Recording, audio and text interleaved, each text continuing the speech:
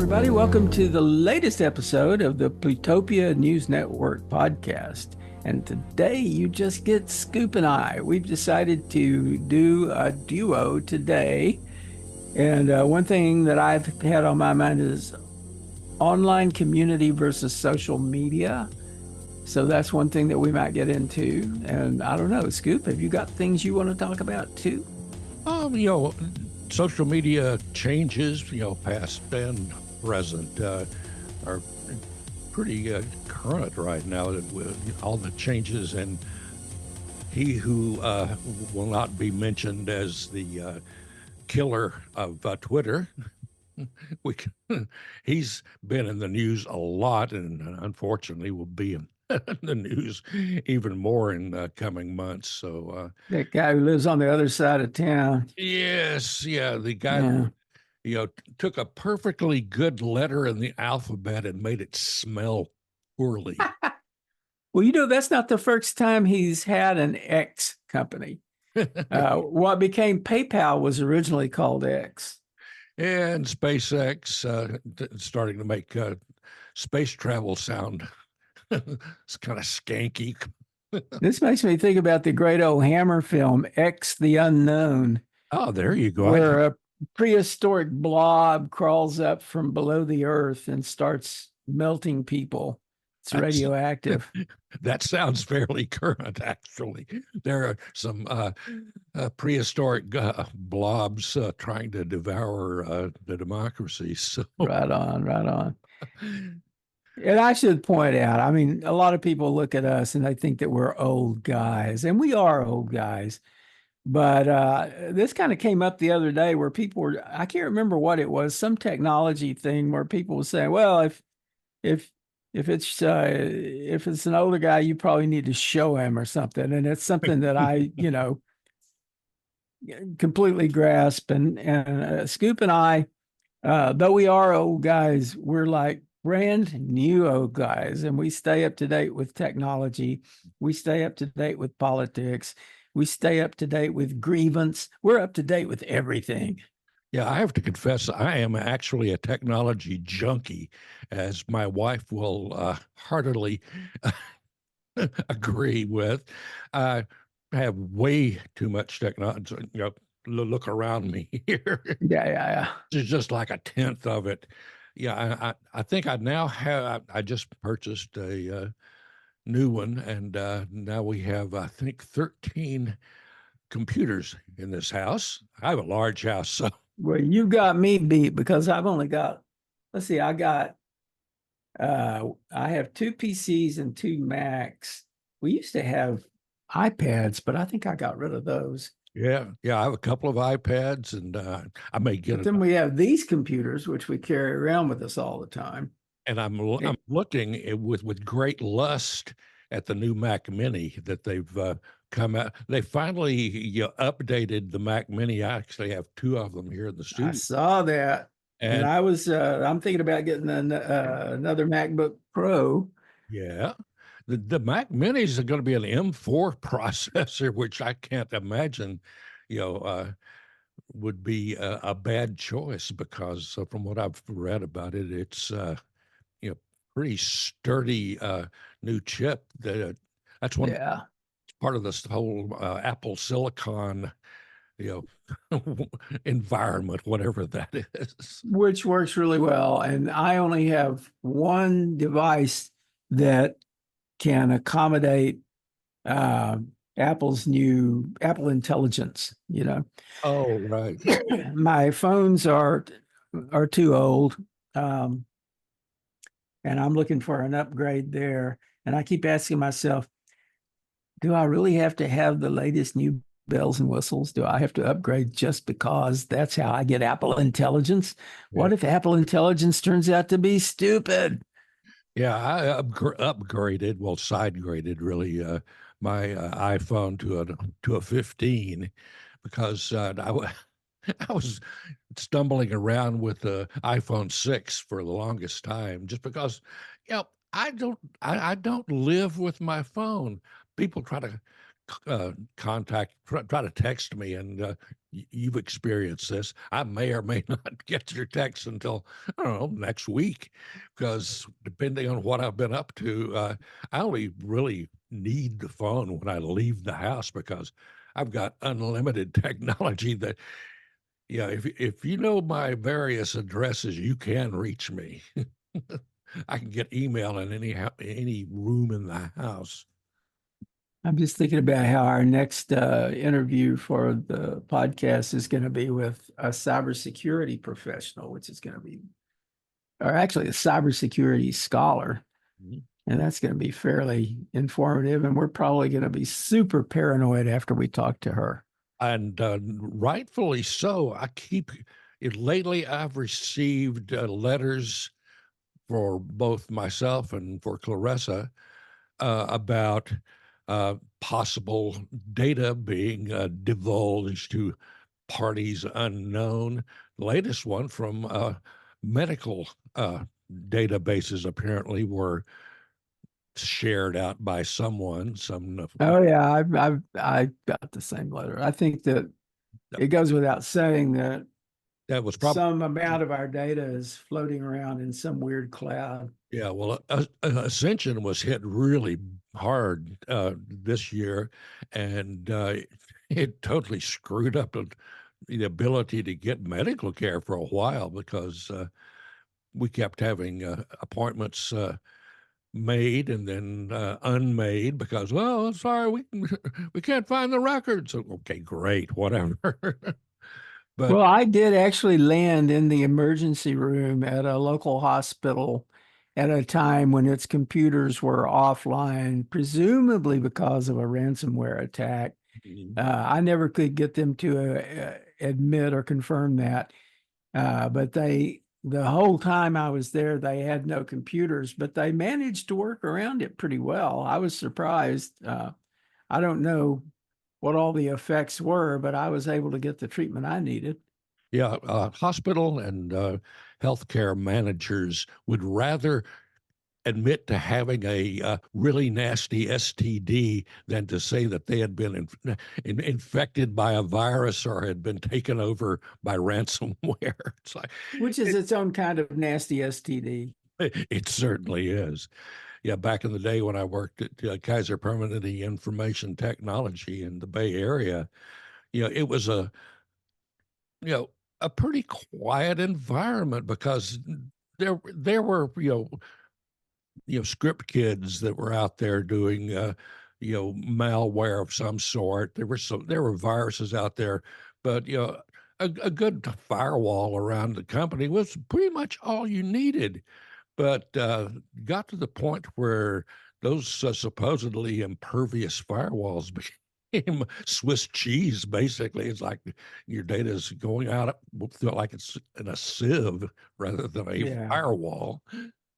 Increasing sophistication among the cyber criminals. And lack of sophistication on the government side because they all would like, well, that's no big deal. They can't get us. We're the government. Yeah, they got you. You just remind me before I launch off on this online community thing, I also want to be a little self-promotional and mention to everybody that we have a YouTube channel. If you're not watching this on YouTube, you might want to be aware of that. You can see video of all of our conversations on there. And how many did you say there were? 330? Right around 330 the last time I bothered to count. And And those are the episodes on YouTube. It's a yeah, lot. and we have a lot of good guests over the years, and they're all available out there under the category of Plutopia News Network podcast episodes. And they're all out there, starting with the very first one when we had our late and great friend Ed Ward on from. I guess he was in Berlin at the time, and we talked about the future of music and the future of food, and we continued on from there. We also have a Patreon account, which we don't use correctly. We don't offer, or we haven't offered any content that required you to subscribe to the Patreon in order to get access to the content, which is kind of the way those things get pitched and sold. we've kind of like to give everything away that we could. But if you want to help us out, you could go to the Patreon account and subscribe, for as little as $5 a month. And if we got enough subscribers on there, I would definitely work out a way to create some, or we would together work out a way to create some content that was Patreon only. Yeah, come on down, kick the tires, take us out for a test. Right. And I have to thank you, John, for allowing me to, put out some old content that had been in my archives for a for 50 years, actually. That's our latest, well, except for this podcast. Last week's podcast was based on the Operation Baby Lift, orphan airlift from South Vietnam. I think that was fantastic. Well, you kind of have to be a certain age to understand the importance of that at that time. But the reason I really wanted to do it is because I was working as an editor at Zodiac News Service in San Francisco. We were a radio news service that went out to about 500 rock radio stations around the country. And it was print. It was 6 pages of letter-sized paper that we Xeroxed and mailed out to them. So it wasn't high-tech in those days. We didn't have a mojo wire like Hunter S. Thompson had. We barely had telephones. But I did a lot of work on the telephone. And so I would chase down stories and record it with a little suction cup device that I put on the telephone and run it into my reel-to-reel. One of them is right here to my side, a reel-to-reel tape recorder. And I was upset because a one-page story is about the most you could do on Zodiac. So it was a really nice, couple of days worth of news stories. But a lot of content that I interviews with a lot of really interesting people that had good information about what was going on at that time, and the immigration of refugees from South Vietnam and of actually war criminals from the same place, and it upset me that I hadn't been able to use that, and I revived it with my newly revived production deck here. And so I just tried to cut it together the way it should have been done if we'd have had a radio station. We were just a print service. But so I got to do that, and listen to it if you like, or just move on. Well, I think it's great to include some historical content. I only wish that I had a recording of my interview with Spiro Agnew from back in the day. Oh, wow. Alas. Well, so I go ahead. A recording of Spiro at a Republican convention back in 1972, but I listened to it. And it just pissed me off. And it's like, I'm not going to let anyone else hear that garbage, because it was just a real bunch of really nasty, nasty rhetoric. So I want to get to this thing about online community and specifically the way I started kind of creating a body of content around the concept of online community. This has just been for like the last 3 or 4 weeks. And it is because after the election, there were a lot of people talking about how they could be effective in the resistance, whatever form that might take. And, I don't know. I have a lot of questions about what's actually going to happen over the next 4 years. I've heard a lot of predictions, a lot of them based on what the winning presidential candidate, Mad King Donald, had said. And you can't believe what he says, so you don't really know what he's going to do. But surely he's going to try to do some things that many of us are going to be unhappy with. And there are people who believe that this could be the death of democracy or whatever.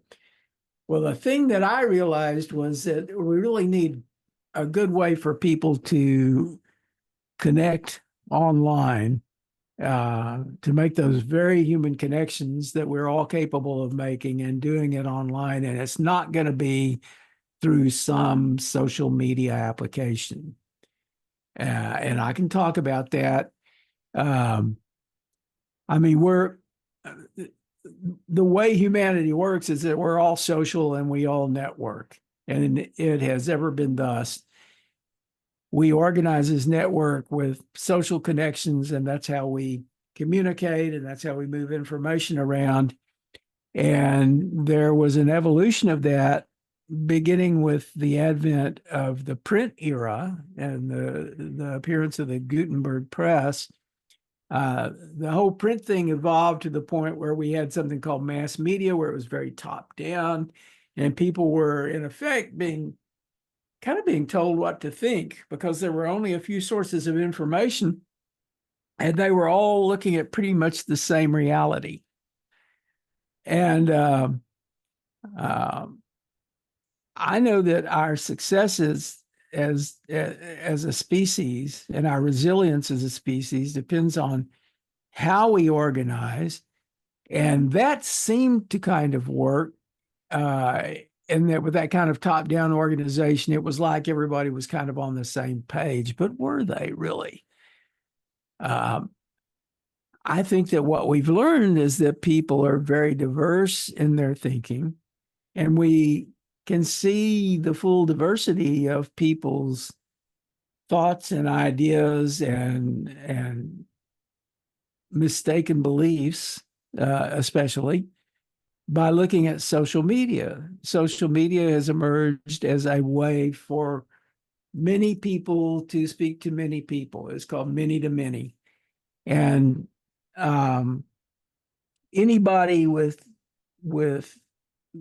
any degree of literacy can if they get access to the internet in some way, they can get access to social media platforms and start posting stuff, and people are seeing all sorts of things on there.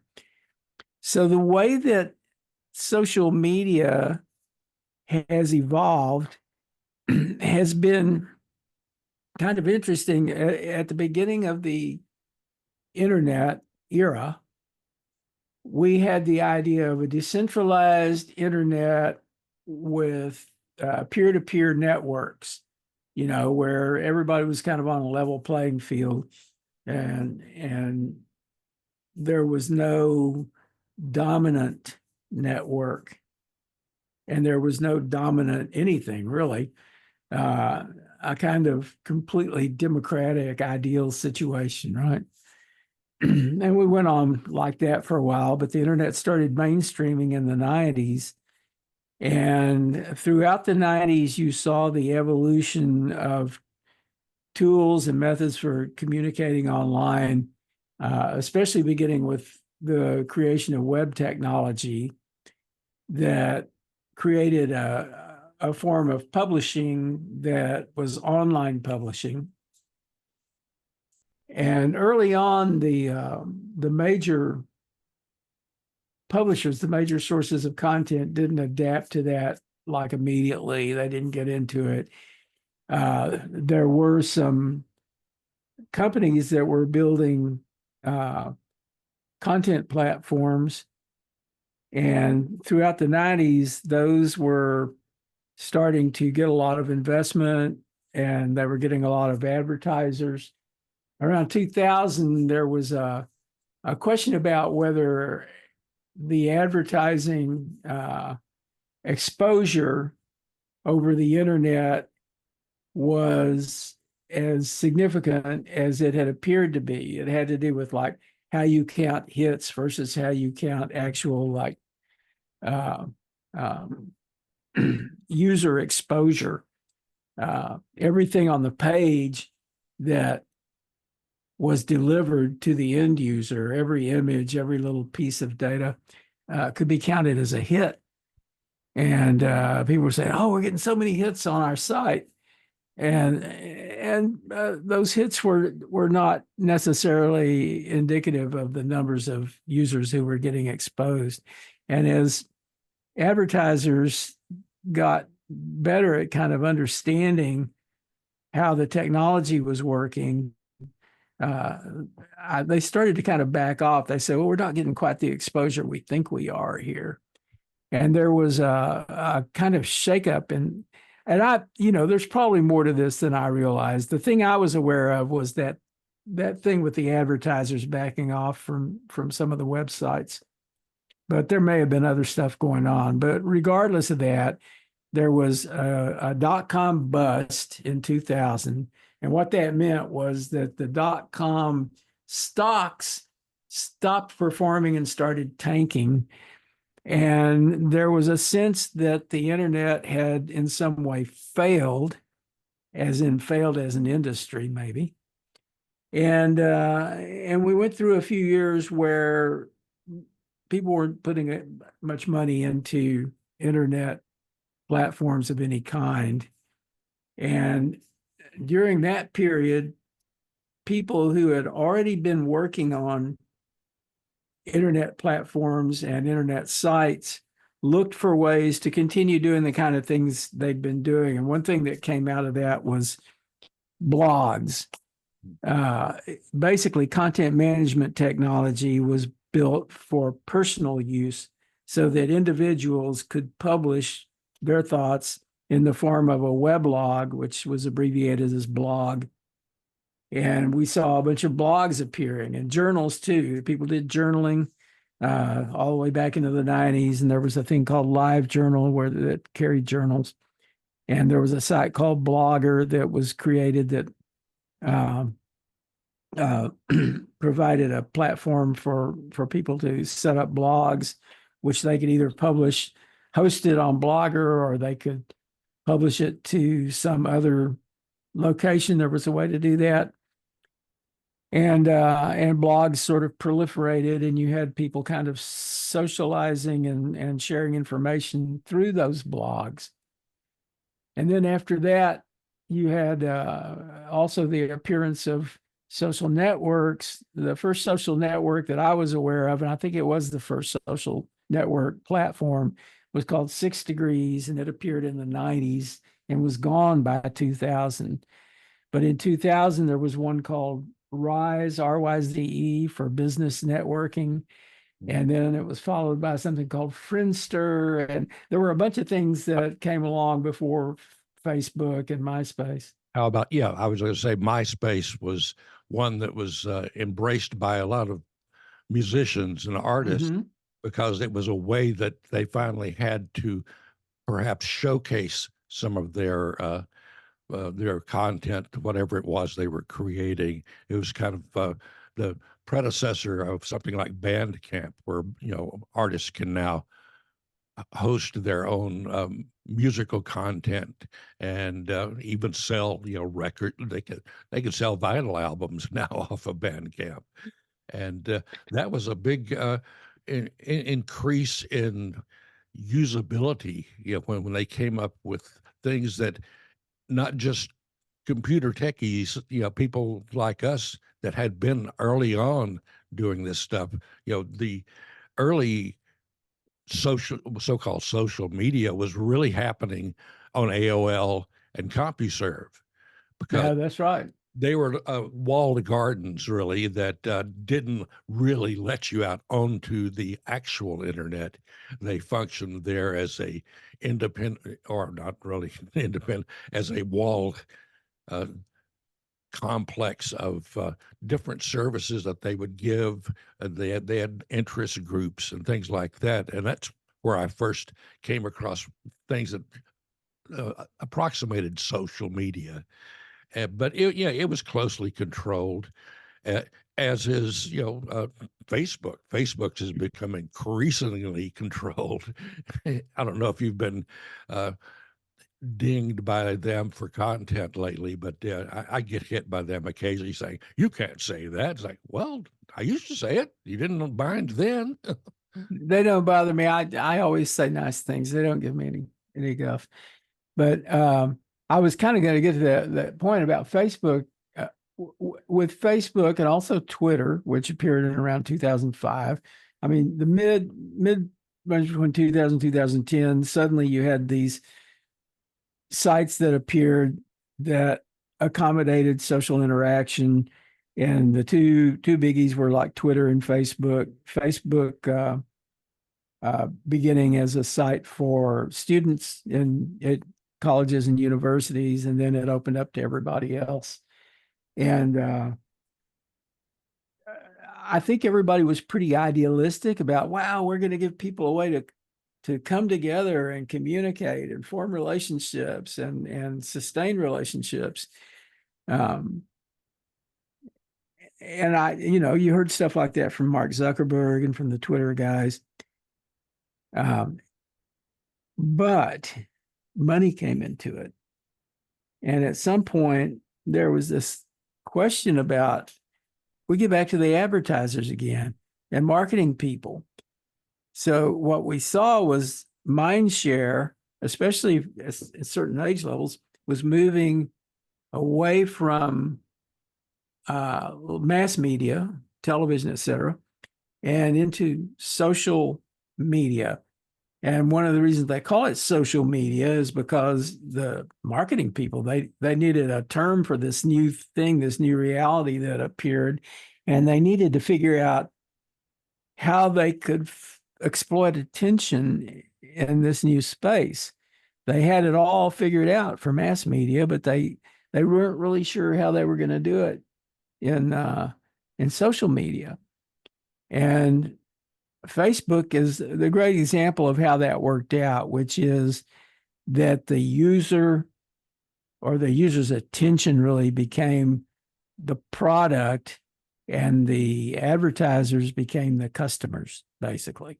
Yeah, when that became a fact, politicians and political campaigns started to cash in on that because they knew that the product they wanted to reach was out there on Facebook. And all of a sudden, there was a lot of money being poured into efforts to get, you know, capture eyeballs on Facebook and other social media.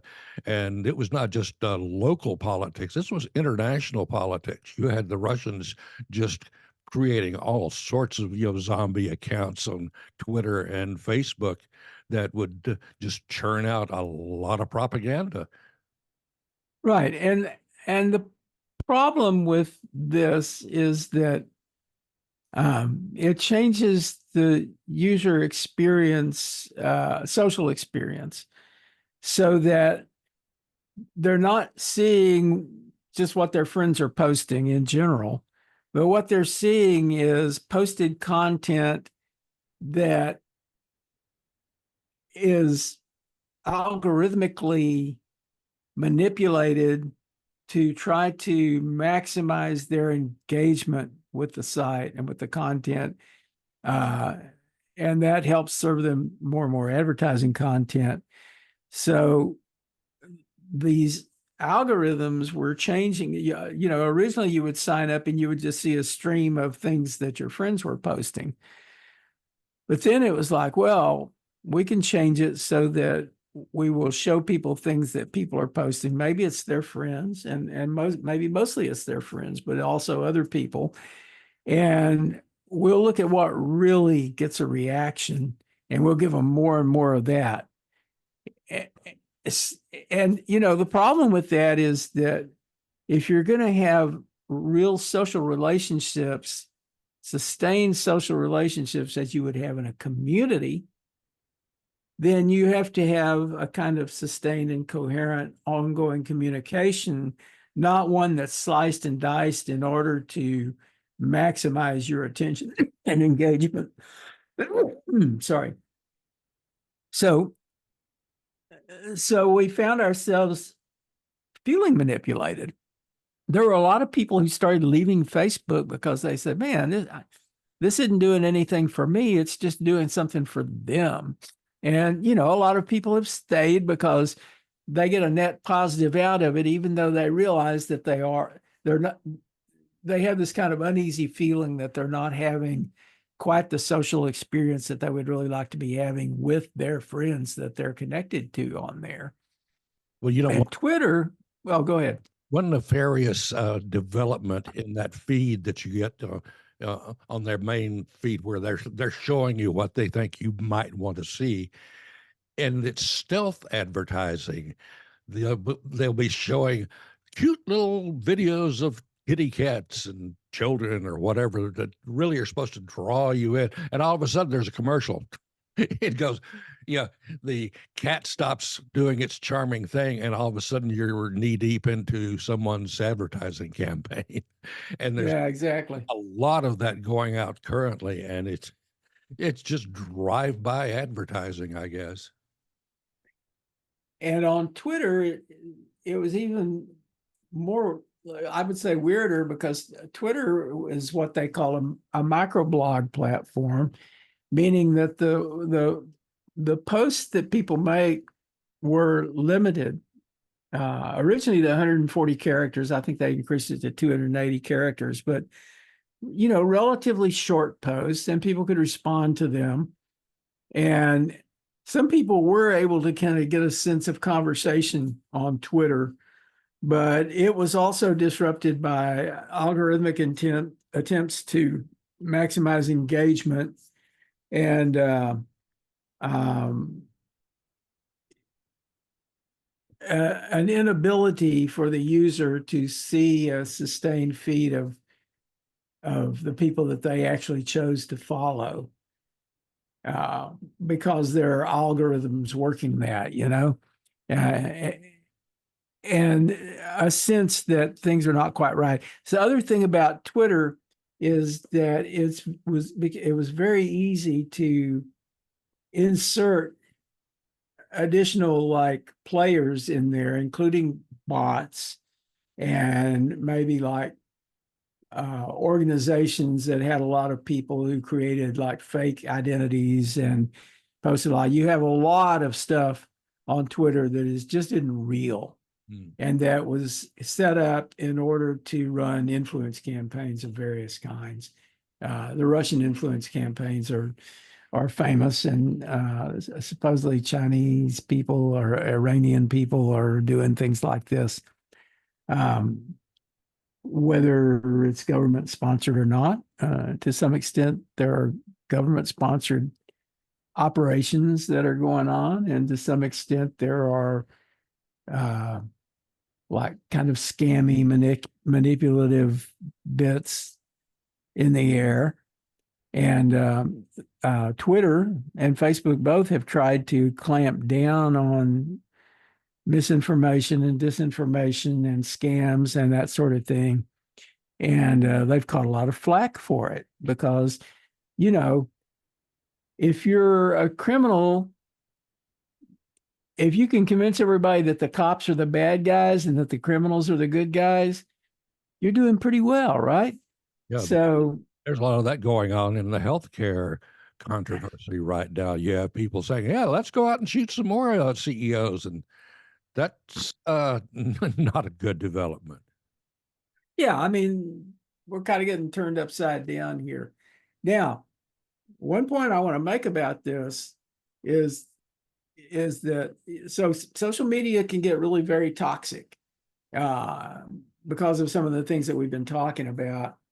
Um, and I think we're in a transitional phase where we've moved from one kind of social relationship to a different kind of social relationship. In other words, we've moved from the print era and the era of mass media and big government and all of those things. And now we're in the internet where it's many to many. There's no sense of the mass, top down. More and more, it's socialized a movement of information that you're hearing from your friends. They may be sending you links to mass media sites, but more and more smaller media sites are starting to appear, and those links are being distributed too.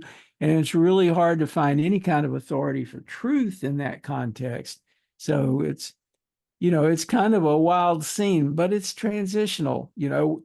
what it is that we've stopped doing things one way where we kind of had things figured out, and we started doing it a different way, and we haven't figured out how to make that work yet. And meanwhile, we have opportunists who are I mean, when you have chaos, you also have opportunity. And you have opportunities who thrive on the chaos because they're able to find ways to manipulate uh, people and things to their end. And that's fairly obviously happening right now. You can see it clearly. Yeah, go to Truth Social, and you won't see a lot of truth, but it's supposedly social if you are of that political belief system. Then maybe it's Truth Social, but it's actually Donald Trump Incorporated. And X, which was formerly Twitter, is becoming kind of like that because it's there's an ideology at work in the management of that particular system.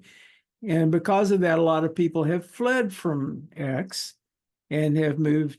Initially, Mastodon had a big surge. Now Blue Sky is getting a huge surge because Blue Sky is user friendly. It's easy to use. The way that it does the algorithmic thing is that it lets you build your own like lists and sets of people that you're going to look at. It's actually a pretty cool system. It's not bad. It has the same issues that microblogs have in general.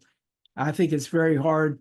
You can't, to me, it would be very hard to build and sustain a community, even within Blue Sky, just because of the character of the way the posts are done. So what you're basically seeing is you're seeing a stream of different posts, different ideas, different subjects, and you may reply to some of them, but you don't really have the sense of a coherent conversation, coherent social relationships.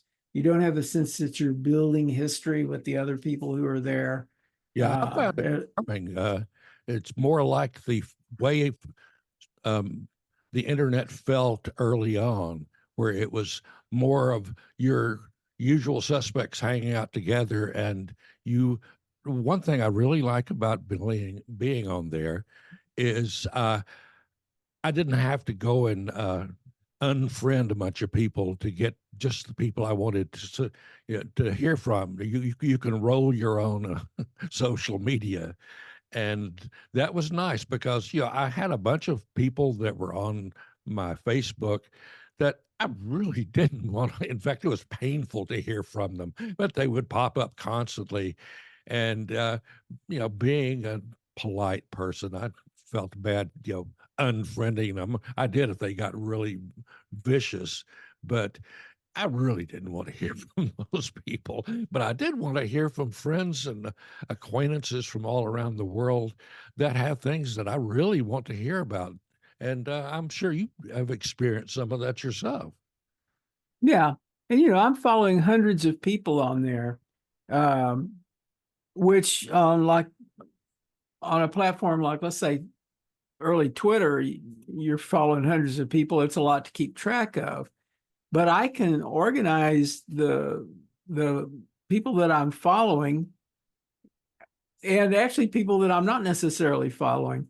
I can I can have lists that I find that other people create or that I create myself. And there are feeds that are built and that are kind of offered by the system where you can pin them to your homepage and find your way to, like, if you're in the mood to see information about art, you can go to the art feed. Or there I have one that I created that it's just a fairly narrow list of people that I know and really want to see pretty regularly.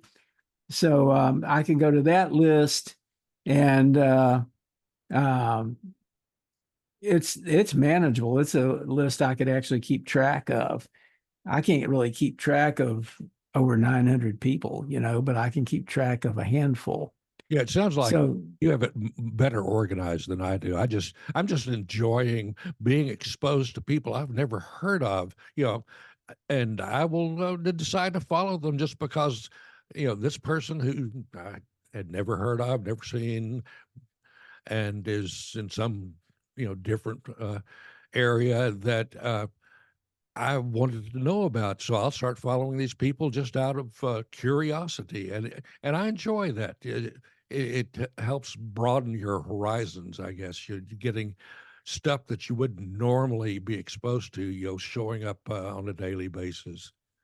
Yeah, and I'm still working on this. I'm still getting the lay of the land. It's an open system. There are ways for developers to develop things within the system. There's a lot of information about how to do that.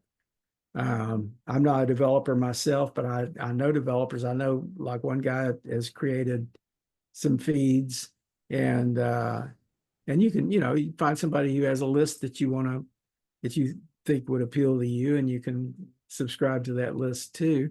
Yeah, it reminds There's me a bit of the days of the BBS systems that were out there early on, and I got to exposed to a lot of people that I never would have been able to hear from just from going onto these BBSs and seeing what they had written down.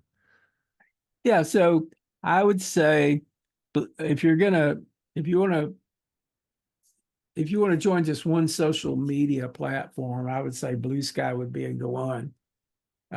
It's looking very promising, but it's still possible that money will come into it with Blue Sky. They don't have a clear revenue model at this point. I mean, they know how they're going to try to get revenue with add-on stuff, kind of a freemium model, but it hadn't proven itself yet. So there's still an open question about whether they're going to have to resort to advertising and whether they'll feel pressure to build other kinds of algorithms that are not controlled by the users. They have principles that oppose doing that, and we can be hopeful that it won't happen. There's a word that our friend Cory Doctorow coined, enshittification, that describes what can happen with, say, well, what happened with Facebook. Facebook was trying to be a really good social system where the users were really served by the system. But greed came into it, or money came into it, and they found that they could make a lot of money through taking advertising and probably other means too, that changed the perception of the user from the customer kind of to the product being sold to other users who were the real customers, and those were the advertisers. Yeah, that lack of income is the catch-22 of all media, really. It was always my hope to work for nonprofit media, but the catch on that is you can do that, but count on poverty being your lifestyle because. Well, exactly. I mean, people who really care about having a lot of stuff and having a lot of money are people who are even pressured because they have financial pressures that they're having trouble dealing with. I mean, the essence of capitalism, especially like hyper-capitalism, is that if you have a resource, you figure out how to exploit it. Anytime you have a resource, anytime you see a resource, what an entrepreneur does is they sort of identify a need that they can fulfill, a resource that they can exploit. And attention gathered together in one place, as you have on some of these platforms we're talking about, is a valuable resource that can be sold. It's a gathering of products.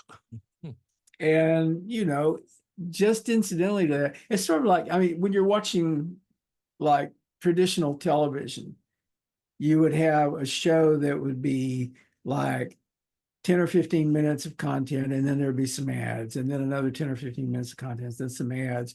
Basically, the content was there just to get you to show up and see the ads because they were making their money from the ads. You're not giving them any money.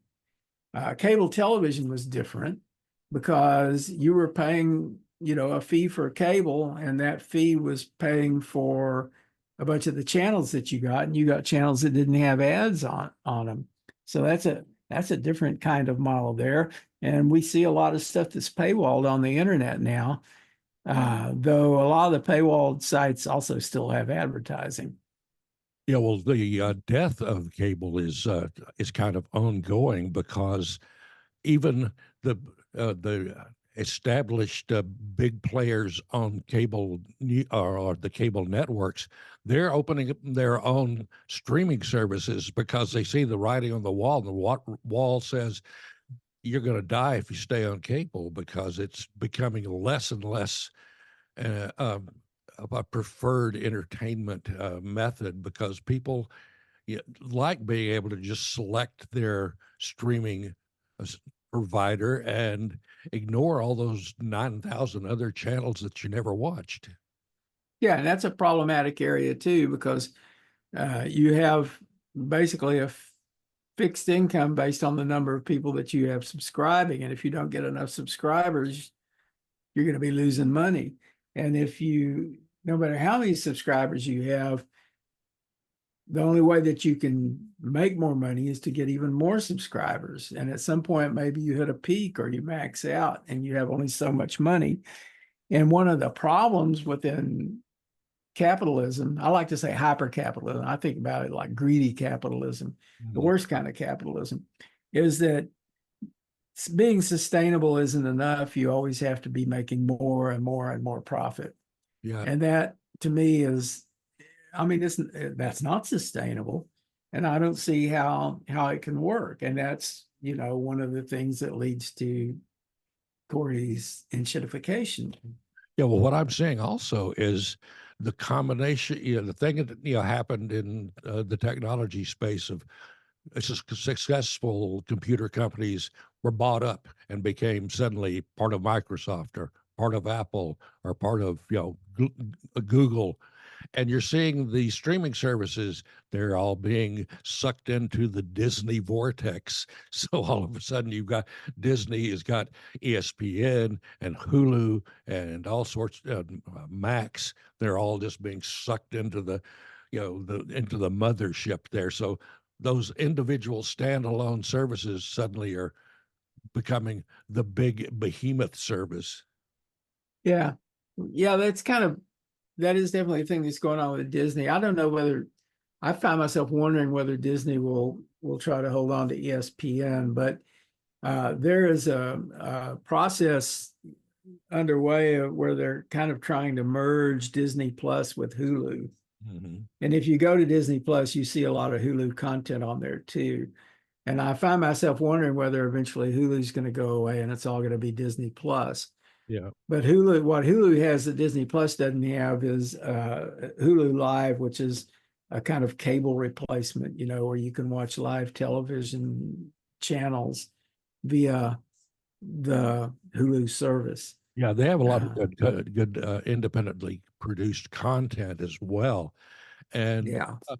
things like documentaries, and that doesn't get a lot of playtime on network TV anymore. They like sitcoms and comedies, but you can if you have a taste in entertainment media, that there's a lot of services out there.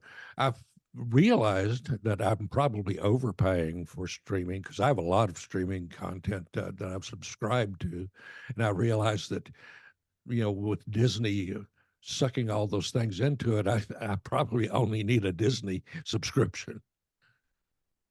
Yeah, I'm looking here. So Disney owns Hulu, ESPN, FX, National Geographic, Marvel. They own Marvel Entertainment and Lucasfilm, Mhm. 21st Century Fox. Disney owns part of, I guess, A&E and part of the History Channel and part of Lifetime. So they own a lot. They own Star Wars. But I'm not. I mean, I don't think I don't I don't have a problem with Disney. I don't have a problem with the kind of content they're offering or whatever, or the way that they're offering it or where their platforms work. I do have a problem with monopolization and, you know, uh, it seems to me that they're sort of a good target for antitrust action at some point. And But they're responsible for a lot of independent producers, just going away because once the streaming service gets taken over by Disney, then they determine who's going to be producing their content, and you may or may not be among the chosen few. yeah, and part of the problem with streaming services has been that they were initially they were trying to offer everything plus the moon, and the licensing fees were starting to get to them, so they had to like start cutting down the amount of content that they tried to make available. There are some, I'm sure storage was a problem too. yeah, there are some streaming services that I really enjoy though, and they're really off the wall, low budget services like Pluto. Uh, Yeah, you can go there and they have an all Godzilla channel. You could, if you want to watch a Godzilla I movie, like Pluto too. I'm glad you told me about that one. that is, that's my idea of, you know, I love cheesy entertainment. Old cheesy horror and sci-fi movies. I'll sit and watch those all day long. Well, and if you're Plutopia, it's natural to want to watch Pluto. It's it's in our nature. It's in our nature. So our time, we have just a Yeah, but we have, bit more time. What have we got, 20 minutes? well, let's see. Got about 10 minutes. Okay. I wanted to get to I mean, all that stuff I was talking about, really, basically what I'm saying is that people should find a way to give less time and attention to social media. One way to do that is by cultivating more like IRL time, right? In real life, face-to-face conversations and things like that. But there's also a concept of online community. And online community didn't take off as a big money maker the way that some of the social media platforms have been able to, because online community, first of all, community doesn't necessarily scale all that well, and community just doesn't lend itself to the kind of pulling together of attention for advertising, et cetera. Uh, I have been for the last, how long? Wow, 35 years. Yeah, 35 years, I'd say. I've been a member of an online community called The Well. It was originally a bulletin board system, and then it connected to the internet, and then it got a web interface. And through all of that, it stayed quite a bit the same. It's built as it's called a conferencing system, and the way that the conversations on this system are organized is that you have conferences that are like for kind of main subject areas, like a politics conference, a media conference, a conference for fashion called Plumage, that sort of thing. And then within each of those conferences, you have conversations which are called topics. You create a topic and people post responses to that topic for ongoing communication. And the way this works out is that when you're on the well, you have the sense that you're in a conversational space with a bunch of people who are having conversation with you, people that you get to know. You start to build history with them. You look for opportunities to meet them, physically, and in real life, as they say, IRL. And it's a social experience, but it's really different from the social media experience. You actually have a sense of community with the people that you know there. And on the well in particular, there are really excellent conversations. I mean, there's bullshit stuff that goes on too. But for the most part, people are pretty smart there, and they have great communication. And if there's somebody you don't want to listen to, you can filter them out with a bozo filter. So the well is, to me, a great example of the kind of other places we can have online, and there's not many of them now. And I know some platforms that work kind of like the well. Reddit's kind of similar in structure to the well. And the only problem with Reddit is that there's so many users. The scale is a little bit of an issue because there's only so many people you can really have a real sense of community with. If it gets really huge, it's like if you're in a huge city, the whole big city is not really your community. Your neighborhood is probably your community. So if you scale beyond neighborhood, then it starts to be harder and harder to have kind of the sense of relationship with all the people.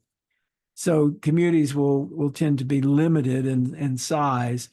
And, on the well, there are multiple communities, really, different conferences um, are sort of like that. I mean, there are sets of people on the well who all got to know each other over the years and have a sense of community with each other, even maybe if they don't spend a lot of time talking to each other. I might be in like 10 conferences, say, that I go to regularly. There might be somebody who shows up in one of those who I'll get to know pretty well, but I don't know them as well as I know people who show up in all 10, right? But you do have a sense of community there, and it's a powerful thing. And to have a community, you have to have management to some extent. You hear people talk a lot about in social media how they need to have moderators. In community, you don't really want to have moderators or monitors or anything like that. What you want to have is hosts. The idea is that you're hosting people, that you're supporting their conversations. So each conference has at least one host and usually two and sometimes three or four. So the hosts are really trying to support the conversations and make the conversations work. And they're also participating in the conversations. And that's different from having a moderator who is just kind of looking for particular kinds of problems and trying to fix them with some canned set of solutions. In a true community, you socialize your response to problems. You respond to them in a human way and not according to some template or some canned set of responses. And in addition to the managers kind of in the middle, you have a set of people who are very active participants. And then you have people who don't post very much, if at all. And we used to call them lurkers. Somebody pointed out to me the other day that lurker doesn't sound like a really nice word, but I mean, it's an okay word for it, but they're kind of like an audience. It's kind of like they're people who are watching what's going on, but not necessarily participating. So it's like all the active participants are on the stage, and then the audience is kind of watching, and every now and then they'll throw a tomato. So I'm advocating for that in a big way because I think that if people make more human connections with each other through online communities, through physical communities, and less through trying to just throw content at each other in some kind of microblog site or Facebook or wherever, that maybe we can overcome some of the polarization that we're experiencing. It's really terrible.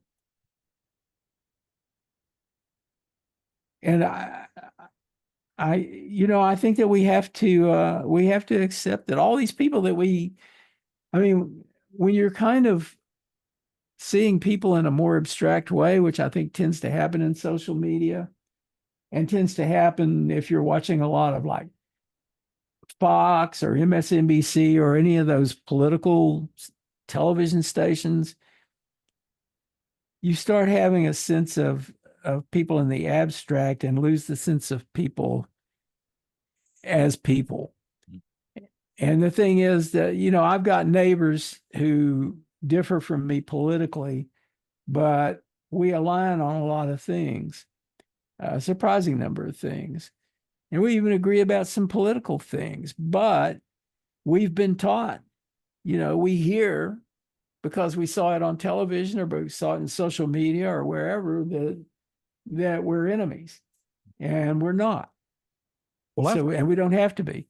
I found a alternative source of, well, maybe not socialization, a way of dealing with the stress that's created on places like Facebook and Twitter.